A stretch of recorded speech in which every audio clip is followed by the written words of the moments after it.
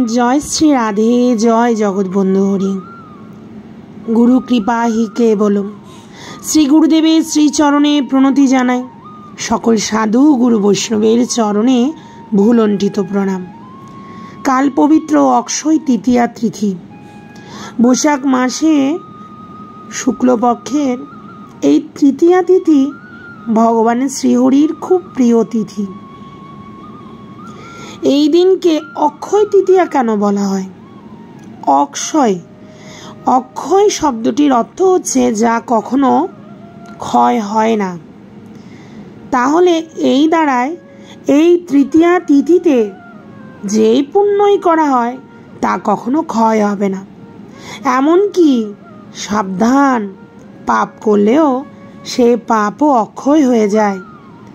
অক্ষয় তৃতীয়ায় সবসময় কি করতে হবে, কি এই তিথির মহিমা, তা আজ এই ব্লগে আমরা আস্বাদন করব। অক্ষয় তৃতীয়াতে পুণ্য কাজ করলে তা অক্ষয় হয়ে যায়। যদি কেউ ভগবত মুখী কোনো কাজ করে তা অবশ্যই অক্ষয় হবে।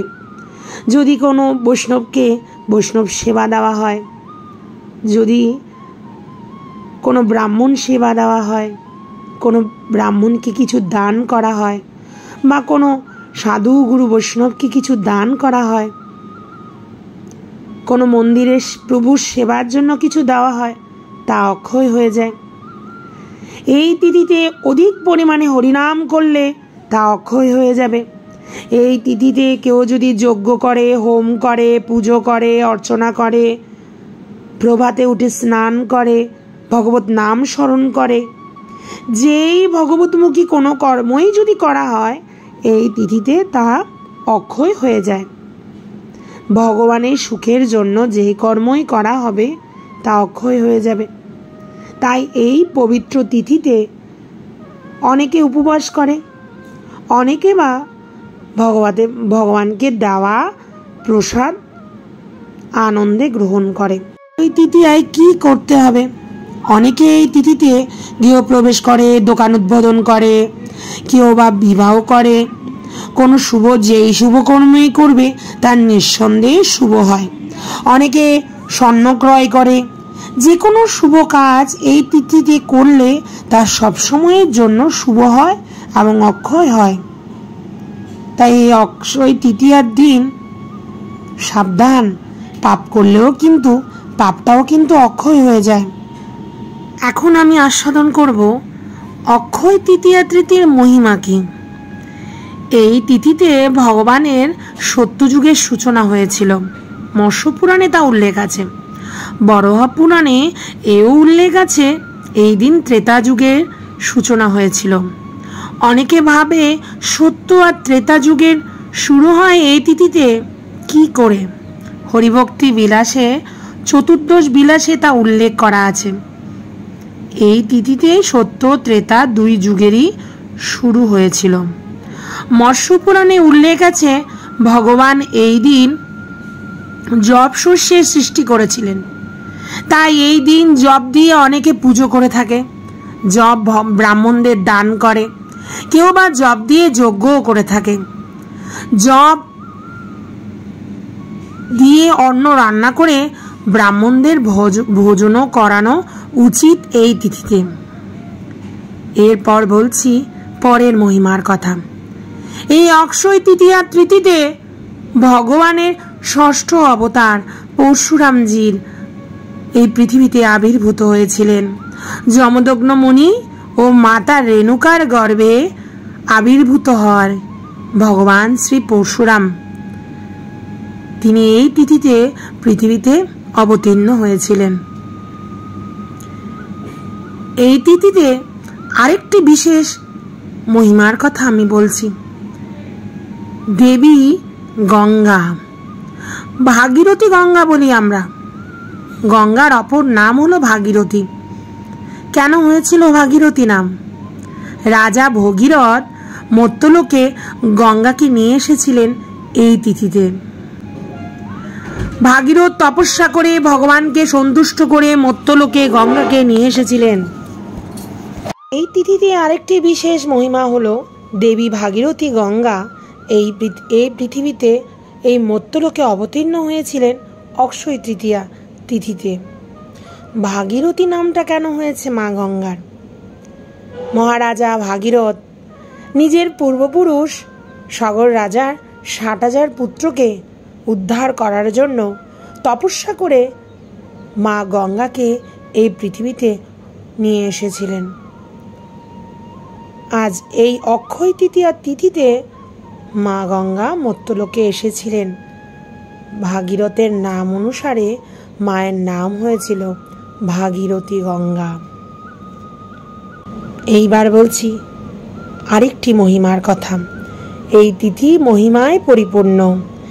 এই অক্ষয় তৃতীয়া তিথিতে মহাভারত রচনা হয়েছিল। মহামুনি কৃষ্ণ দ্বৈপায়ন বেদব্যাস তিনি মহাভারতের শ্লোকগুলো বলতেন, আর গৌরীনন্দন শ্রী গণেশ তিনি এই মহাভারতের শ্লোকগুলো লিপিবদ্ধ করেছিলেন। মহামুনি বেদব্যাসের মুখে শ্লোকগুলো শুনে তা গ্রন্থের মধ্যে সুষ্ঠুভাবে রচনা করেন গৌরীনন্দন গণেশ। এই গ্রন্থের সূচনা মানে গ্রন্থ লেখা শুরু হয়েছিল এই অক্ষয় তৃতীয়া তিথিতে। এরপর বলছি পরের মহিমার কথা। আমরা তো জানি আষাঢ় মাসের রথ দ্বিতীয়া তিথিতে প্রভু শ্রী জগন্নাথ ভগ্নী সুভদ্রা ও দাদা বলরামের সঙ্গে রথে করে ভক্তদের দর্শন করতে করতে মাসির বাড়িতে যায়। এই যে রথ, এই রথটা কখন তৈরি হয়? এই রথের কাজ শুরু হয় এই অক্ষয় তৃতীয়া তিথিতে। এই দিন রথের কাষ্ঠ আনয়ন করা হয়। সেই কাষ্ঠ পুজো করে কারিগর দ্বারা এই রথ তৈরির কাজ শুরু হয়, সময়ে তৈরি হয়। তারপর সেই রথে প্রভু জগন্নাথ আরোহণ করে। সেই রথের কাজ শুরু হয় কালকের থেকে, সেই অক্ষয় তৃতীয়া তিথিতে। এরপর বলছি পরের মহিমার কথা। যখন পঞ্চপাণ্ডব অজ্ঞাতবাসে ছিল তখন সূর্যদেব যুধিষ্ঠির ও দেবী দ্রৌপদীকে একটা অক্ষয় পাত্র দিয়েছিল। সেই অক্ষয় পাত্র দিয়েছিলেন এই অক্ষয় তৃতীয়া তিথিতে। এই পাত্রের একটা মহিমা ছিল। এই পাত্র দিয়ে যুধিষ্ঠির মহারাজ হাজার হাজার লক্ষ লক্ষ লোকের সেবা করতে পারতেন। কিন্তু এই পাত্রের একটা বিশেষ নিয়ম আছে।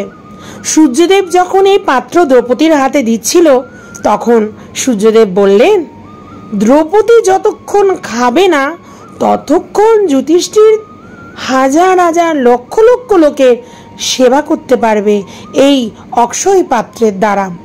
যদি দ্রৌপদী খাওয়া হয়ে যায় তবে আর অক্ষয় পাত্র সেই দিনের মতো আর কোনো খাদ্য দেবে না। তা আমরা মহাভারতেই প্রমাণ পাই। মহাভারতে যখন দুর্যোধন দুর্বাসা মুনিকে পাঠিয়েছিলেন যুধিষ্ঠিরের কাছে, দুর্বাসা মুনি যে সময় আসলেন সেই সময় দ্রৌপদীর খাওয়া হয়ে গিয়েছিল। তাই যুধিষ্ঠির দেখে ভীষণ চিন্তিত হয়ে পড়লেন। দুর্বাসার সঙ্গে ছিল অনেক সাধু সন্ত ঋষিগণ। তাদের কি করে সেবা করবে মহারাজ যুধিষ্ঠির? কারণ অক্ষয় পাত্রে তো দ্রৌপদীর খাওয়া হয়ে গেছে। সেই সময় কৃষ্ণ এসে দ্রৌপদীকে বাঁচিয়ে দিয়েছিলেন বিপদ থেকে। কারণ যদি দুর্বাসার সেই দিন অন্ন ভোজন না হতো তাহলে কিন্তু দুর্বাসা অভিশাপ দিয়ে দিত। তাই ওই পাত্রের মধ্যে একটুখানি শাক অন্ন ছিল, যা কৃষ্ণ গ্রহণ করে পুরো ঋষি সকলের ক্ষুধা নিবারণ করেছিলেন। সে কথা আমরা মহাভারতে জানতে পারি। সেই থেকে জানতে পারি অক্ষয় পাত্রে যদি দ্রৌপদীর খাওয়া হয়ে যায় তাহলে সেই পাত্র থেকে আর কোনো খাদ্য আসে না। সেই দিব্য অক্ষয় পাত্র দান করে সূর্যদেব এই অক্ষয় তৃতীয়া তিথিতে। এরপরে এক মহিমার কথা বলছি। এরপরের মহিমা হচ্ছে, এই অক্ষয় তৃতীয়া তিথিতে বেদ ধর্মের প্রবচন করেন ভগবান। বেদের যে ধর্ম, বেদের যে উল্লেখ্য যে ধর্ম দ্বারা বেদ রচনা হয়, আমরা তো জানি আমাদের 4টি বেদ, সেই 4টি বেদ ভগবান রচনা করে এই অক্ষয় তৃতীয়া তিথিতে।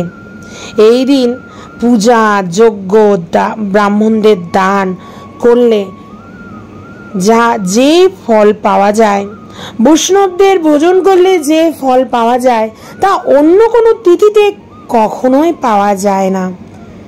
যাই করা হয় তা অক্ষয় হয়ে যায়, যা কখনো ক্ষয় হয় না। তাই তো বলা হয় অক্ষয় তৃতীয়া তিথি। এই দিন তপস্যা করে কুবের, মহাদেবের তপস্যা করে কুবের এই ধন সম্পত্তির অধিকারী হয়েছিলেন। তিনি এই ধন সম্পত্তির রক্ষক হয়েছিলেন কুবের এই অক্ষয় তৃতীয়া তিথিতে। এই দিন অনেকে লক্ষ্মী নারায়ণের পুজো করে। লক্ষ্মী নারায়ণের উভয়ের যদি পুজো করা হয় তাহলে ধন সম্পত্তিতে পরিপূর্ণ হয়ে যায়। এই দিন আমরা অক্ষয় তৃতীয়াকে আরেকটা নামে আমরা স্মরণ করি, চন্দন যাত্রা। 21 দিন ভগবানকে চন্দন লেপন করা হয়।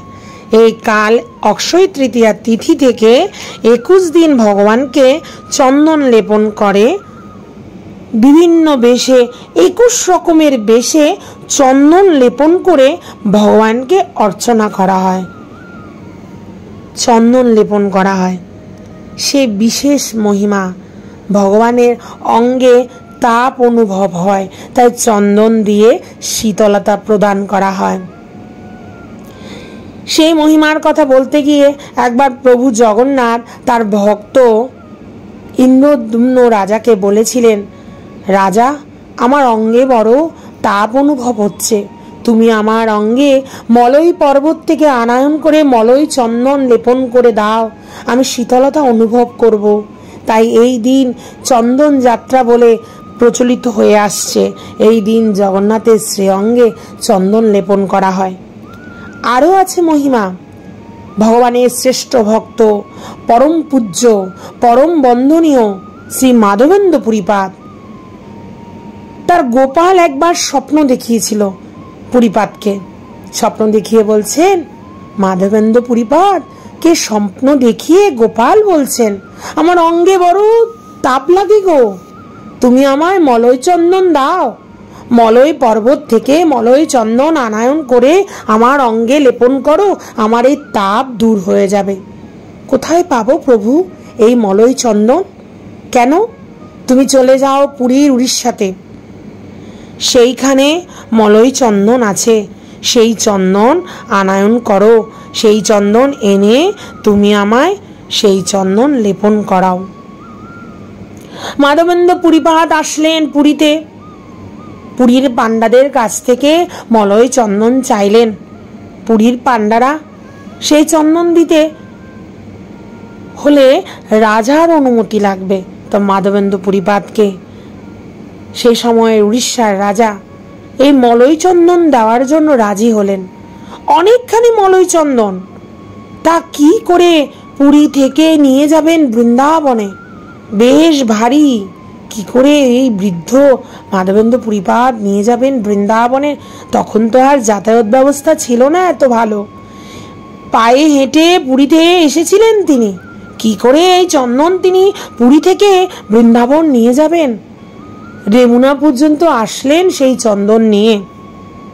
স্বপ্নে গোপাল আবার আসলো, এসে বলল, তুমি আমায় মলয় চন্দন দিতে চাও? অত কষ্ট করে তুমি বৃন্দাবন কেন নিয়ে যাবে মলয় চন্দন? আমি আর গোপীনাথ তো একই, তুমি আমার অঙ্গে যেমন মলয় চন্দন দিয়ে প্রেম পাবে, সেই রকম মলয় চন্দন তুমি গোপীনাথের অঙ্গে দাও। গোপীনাথের অঙ্গে যদি মলয় চন্দন দাও, আমি শীতলতা অনুভব করব, তোমায় কষ্ট করে আর বৃন্দাবন আসতে হবে না। তখন মাধবেন্দ্র পুরীপাদ সেই মলয় চন্দন গোপীনাথের অঙ্গে দিয়েছিলেন। গোপীনাথের অঙ্গে মলয় চন্দন দিয়ে তিনি বড় আনন্দ পেয়েছিলেন। সেই দিন ছিল এই অক্ষয় তৃতীয়া, চন্দন যাত্রার দিন। সেই দিন চন্দন লেপন করাতে গোপাল স্বপ্নে এসে মাধবেন্দ্র পুরীপাদকে বললেন, তোমার দেওয়া চন্দনে আমি বড় শীতলতা পাচ্ছি। আমার অঙ্গে যে তাপটা লাগছিল, সেই তাপটা আর অনুভব হচ্ছে না। সেই দিনটি ছিল চন্দন যাত্রা, কালকের সেই অক্ষয় তৃতীয়া দিন। এই দিন প্রতিটা মন্দিরে ভগবানের শ্রী অঙ্গে চন্দন লেপন করা হয়। বৃন্দাবনের রাধা রমন, রাধা দামোদর, রাধা বাঁকেবিহারী, রাধা শ্যামসুন্দর, প্রতিটা মন্দিরে, রাধা বল্লভজি, প্রতিটি মন্দিরে চন্দন লেপন করা হয়। রাধা গোপীনাথ প্রত্যেকের অঙ্গে এত সুন্দরভাবে মলয় চন্দন দেওয়া হয়, বড় শীতল অনুভব হয়। এই গরমের দিনে গরম আর অনুভব হয় না ভগবানের। এই অক্ষয় তৃতীয়ার আরো মহিমা আছে। এই দিন দ্রৌপদীকে রক্ষা করেছিলেন ভগবান শ্রীকৃষ্ণ। মহাভারত অনুসারে 100 হাতির বল দুঃশাসন চুল ধরে কৌরবের সেই রাজসভায় নিয়ে এসেছিল দ্রৌপদীকে। দ্রৌপদীর বস্ত্র হরণ করার জন্য বস্ত্র টানতে লাগলো। প্রথমে দ্রৌপদী নিজের এক হাত দিয়ে বস্ত্র ধরে আর এক হাত দিয়ে কৃষ্ণকে ডাকছিল। সত্যিকারের সমর্পণ এইভাবে নয়। 2 হাত তুলে কেউ যদি ভগবানকে ডাকে, ভগবান তার কে রক্ষা করতে অবশ্যই ছুটে আসে। প্রমাণ দ্রৌপদী। সেই দিন কৌরবের ওই সভার মধ্যে 2 হাত তুলে ব্যাকুল হয়ে, হে হৃদয়নাথ, হে দ্বারিকানাথ, হে প্রাণনাথ, হে কেশব, হে মাধব, আমার সম্মান রক্ষা করো। এত বড় সবার মধ্যে আমার মান রক্ষা করো। হে প্রাণনাথ গোবিন্দ, হে কেশব, হে দ্বারিকাধীশ, হে প্রাণসখা, আমার সম্মান রক্ষা করো। সেই দিন দ্রৌপদীকে সেই অসম্মানের হাত থেকে রক্ষা করেছিলেন ভগবান শ্রীকৃষ্ণ।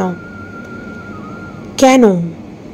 তিনি তো 2 হাত তুলে আত্মসমর্পণ কেউ করলেই তাকে রক্ষা করে।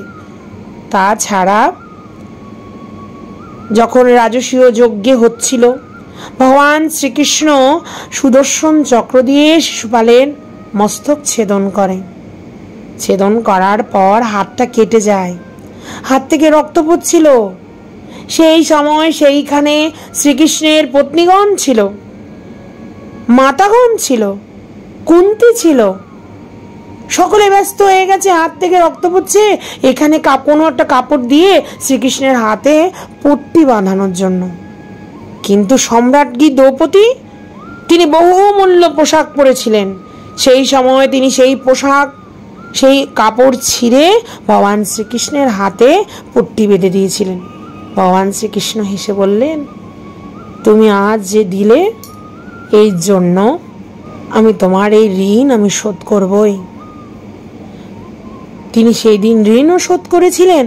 2 হাত তুলে আত্মসমর্পণের পর ভক্তদের দেখিয়ে দিলেন, দেখো, 2 হাত তুলে কেউ যদি আমায় প্রাণসখা, প্রাণনাথ বলে ডাকে, আমি তাকে অবশ্যই রক্ষা করি। সেই সভার মধ্যে 100 হাতির বল দুঃশাসন কাপড় টানতে টানতে ক্লান্ত হয়ে পড়ল, কিন্তু কাপড় রূপে শ্রীকৃষ্ণ রক্ষা করেছিলেন। দ্রৌপদীর শাড়ি হয়ে এসে দ্রৌপদীর লাজ রক্ষা করেছিল সেই কৌরবের সভায়। সেই দিনটা ছিল অক্ষয় তৃতীয়ার দিন। এর পরের মহিমার কি? এই দিন সুদামা, শ্রীকৃষ্ণের প্রিয় সখা সুদামা, যে কিনা চরম দরিদ্র ছিল, সুদামার কপাল এতই খারাপ, 5 বারই মাদুকুরি করে, কৃষ্ণ নাম করে নিরন্তর। সেই যেইটুকু অন্ন পায় সে অন্ন তার কপালেও জুটে না। কখনো অন্নের পরিমাণ এতই কম হয় তা দীর্ঘ সময় ক্ষুধা নিবারণ করে না। সুদামার পত্নী বলে, আমাদের ঘরে প্রায় সব দিনই একাদশী, আমার যা আছে তা কেউ নেই না। আমার কি আছে জানো? আমার দারিদ্রতা রূপী এক পুত্র আছে, এই পুত্রের খবর কেউ নেই না। এমনই দারিদ্রতা ছিল সুদামার গৃহে। সুদামার পত্নী শুনেছে যে সুদামার বন্ধু নাকি দ্বারিকাধীশ শ্রীকৃষ্ণ, তাই তিনি নাকি দয়ার সাগর, তিনি নাকি দয়ালু, কৃপালু, করুণানিধি, কৃপানিধি ভগবান শ্রীকৃষ্ণ। তোমার বন্ধু দ্বারিকাধীশ শ্রীকৃষ্ণ, তুমি একবার যাও দ্বারিকাধীশের কাছে, গেলেই নাকি তিনি কিছু না কিছু দান করেন। না না, আমি যেতে পারবো না। আমার বন্ধু দ্বারিকাধীশ শ্রীকৃষ্ণ, তিনি তো আমার ভগবান, আমার প্রিয় সখা, আমার প্রাণনাথ। আমি তার থেকে কি করে চাইব? আর কি বা নিয়ে যাব তার জন্য? আমার কাছে তো এই ছিঁড়া পোশাক পরা, আমি কি নিয়ে যাব? কি এমন আছে যা নিয়ে যাব দ্বারিকাধীশের জন্য? আর কি বা চাইবো? আমি তো চাইতে যেতে পারবো না, সে তো আমার বন্ধু, বন্ধুর কাছে তো আমি চাইতে পারবো না।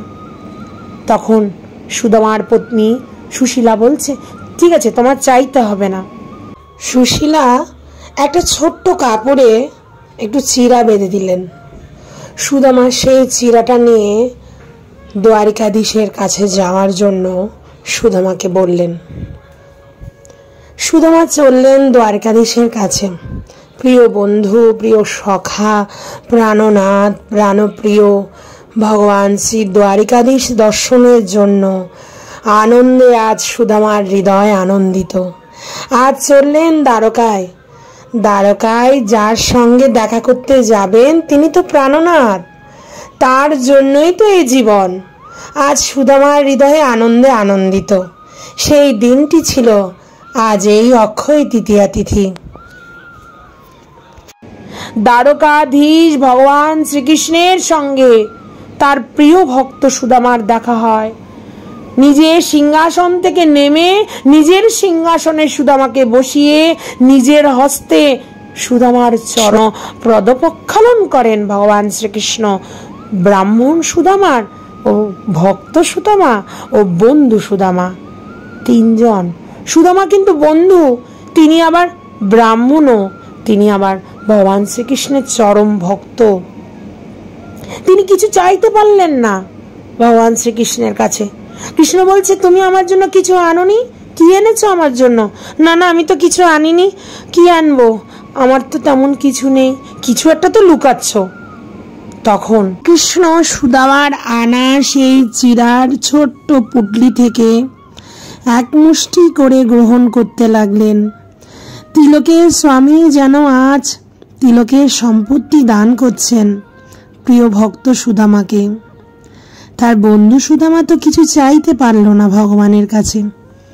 ভগবান আজ তার সর্বস্ব দান করলেন প্রিয় ভক্ত সুদামাকে।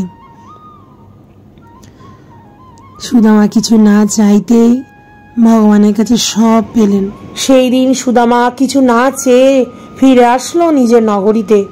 এসে দেখলো আমার সেই কুটিয়া, সেই ভাঙা কুটিয়া কোথায়? আমার সুশীলা, আমার পত্নী সুশীলা কোথায়? আমার সন্তানরা কোথায়?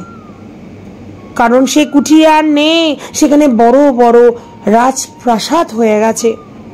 সেখানে দাঁড়িয়ে আছে এক ঝকঝকে অলংকার পরা, খুব সুন্দর পোশাক পরা দেবী। এ দেবী কে?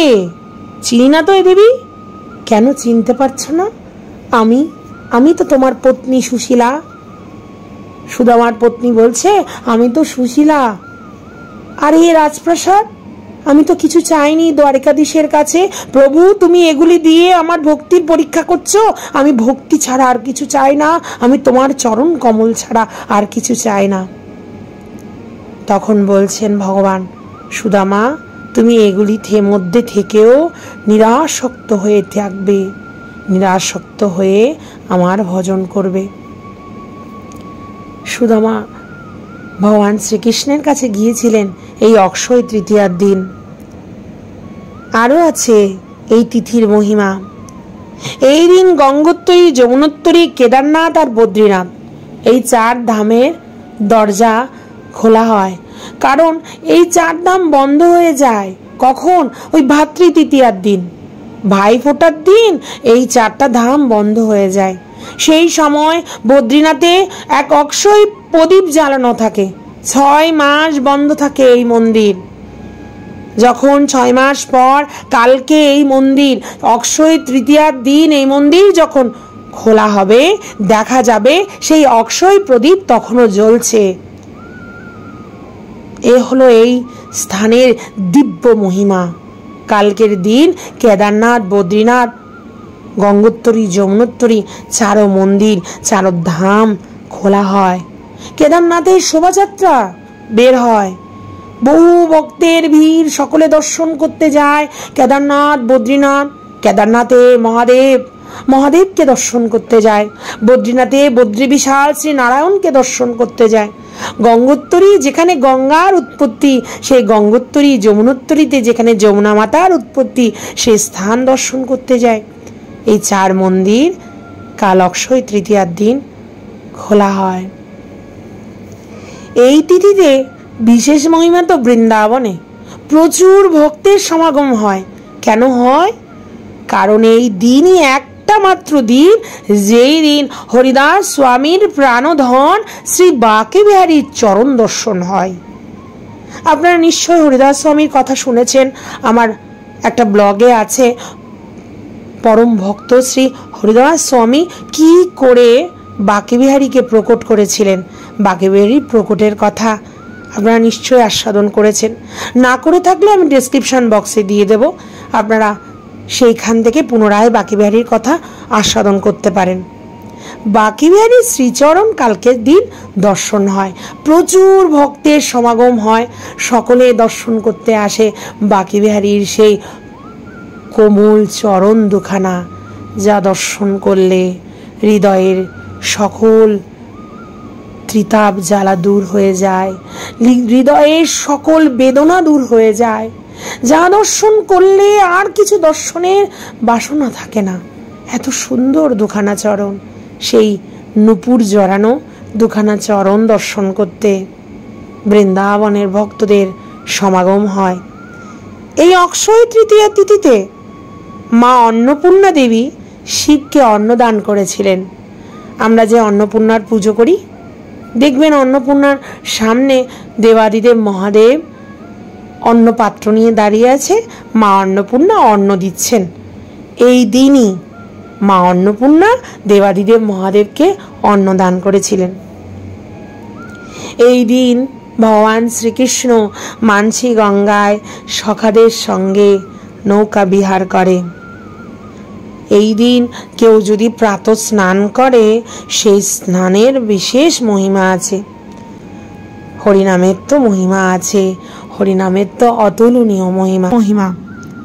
যুধিষ্ঠির মহারাজ শতরূষিকে এই অক্ষয় তৃতীয়ার মহিমার কথা জানতে চেয়েছেন।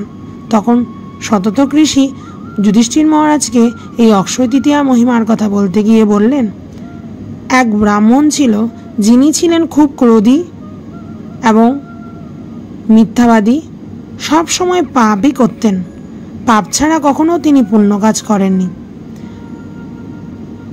একবার এক ব্রাহ্মণ এসেছিল তার গৃহে ভিক্ষা করার জন্য। তার পত্নী সেই ব্রাহ্মণকে পিছনের দরজায় ক্ষুধার্ত সেই ব্রাহ্মণকে অন্ন দিয়েছিলেন। সেই ক্রোধী ব্রাহ্মণ সেই ব্রাহ্মণকে অন্ন পেতে দেখে বাধা দিলেন না। ঘটনাক্রমে সেই ক্রোধী পাপী ব্রাহ্মণের মৃত্যু হয়।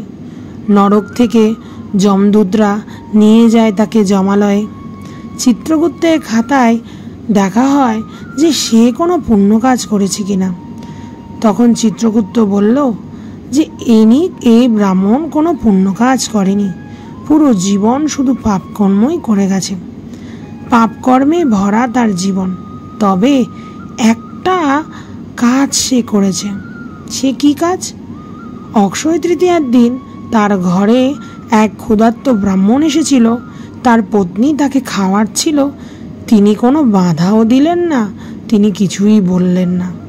ওই কারণে সেই দিনের অক্ষয় তৃতীয়ার পুণ্যের ফলে তার সকল পাপ মুহূর্তের মধ্যে ভস্মীভূত হয়ে যায়। সে চলে যায় নরক থেকে স্বর্গের পথে। অক্ষয় তৃতীয়া তিথি, এই তিথির মহিমার কথা কিঞ্চিৎ আস্বাদন করার চেষ্টা করলাম। আপনাদের যদি ভালো লেগে থাকে তাহলে আমার এই চ্যানেলটা আপনারা সাবস্ক্রাইব করুন। ভবিষ্যতে আরও ভাগবতীয় কথা আস্বাদন করার জন্য আপনারা আমার সঙ্গে থাকুন। আপনাদের সকলের চরণে ভুলণ্ঠিত প্রণাম নিবেদন করছি এই অক্ষয় তৃতীয়া তিথিতে।